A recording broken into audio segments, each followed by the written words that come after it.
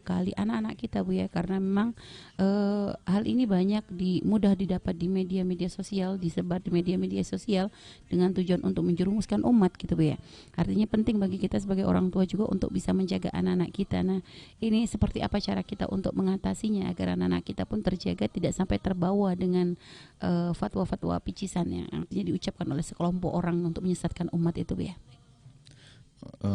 Memang yang pertama dan terutama dan terpenting adalah pemahaman tentang Islam yang benar. Dan untuk memahami Islam yang benar tentunya ya wasilah guru. Dan guru itu sendiri harus jelas. Sebab ada orang yang berguru dengan orang benar tapi dianya nyeleweng. Artinya pemikiran-pemikiran yang saat ini aneh itu sebenarnya dia bukan muridnya orang aneh. Bahkan kalau dia seorang ulama, cucunya kiai, mbahnya pun tidak ngomong gitu. Gurunya juga nggak ngomong gitu. Justru dia ngambil dari yang lain, keluar dari jalur. Makanya dalam manhaj yang selama ini kami sampaikan, kalau ingin selamat akidah dan pemikiran, maka harus manhaj talaki. Kita ngambil dari guru-guru yang benar. Jujur yang menyeru tentang anti jilbab ini sendiri, yang tidak mau jilbab dan mefatwakan jilbab atau hijab tidak wajib, dia bertentangan dengan bapaknya, dengan mbahnya, dengan kelompok ulamanya. Dia tidak tahu dari mana, bergurunya dari yang lain, ngintip dari yang lain. Dan bukan kita tidak tahu, siapa sih yang punya fatwa itu tahu kok. Kita juga ngerti yang punya fatwa nggak wajib itu tahu. Nah anehnya ini mbahnya ilmunya nggak diambil, bapaknya juga tidak ambil, gurunya tidak diambil, malah ngambil yang lainnya. Ini adalah aneh. Maka dari itu kita perlu mengajari anak-anak kita untuk agar tidak salah mengambil guru, bahkan semacam rambu-rambu. Kalau sudah hal-hal yang sudah disepakati seperti itu tentang urusan jilbab, ini kan sudah sangat jelas. Nah, maka sebesar apapun nama itu, hindarkan anak kita berguru dari orang ini karena sudah tidak menjaga tentang syariat. Karena ini bukan masalah khilaf dalam hal ini. Berbeda kalau masalah wudhu batal, tidak membatalkan wudhu, tidak batal wudhu, kan masalah khilaf yang. Tapi ini masalah sebuah pemikiran yang sudah disepakati. Yang sudah disepakati. Nah ini berbahaya sekali. Makanya kalau ada orang biasa aneh-aneh pakai gitu, ya Anda jangan boleh Anda berguru. Dengar ceramahnya pun juga jangan.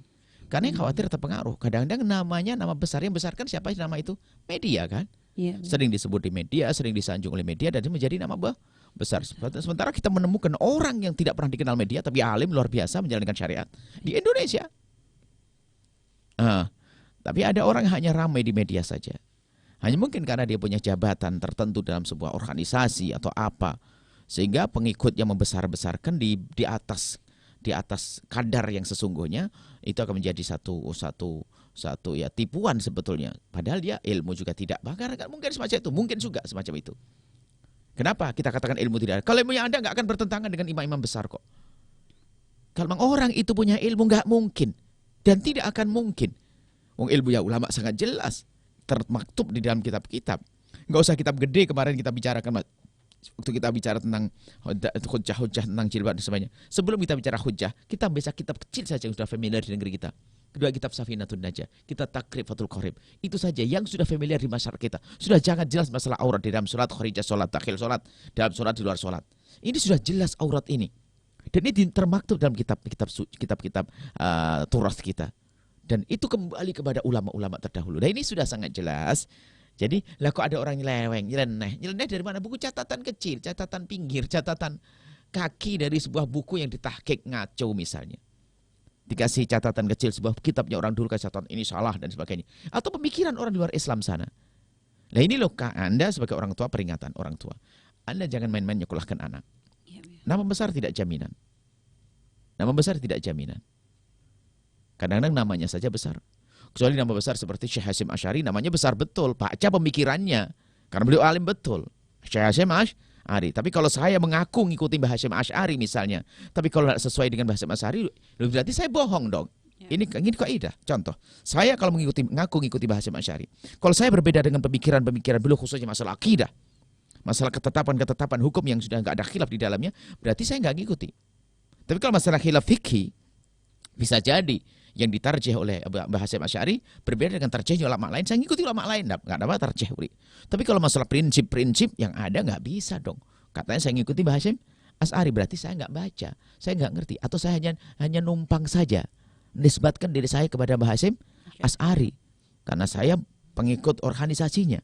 Saya ikut-ikut, bohong ini. Pelajari dong ilmunya.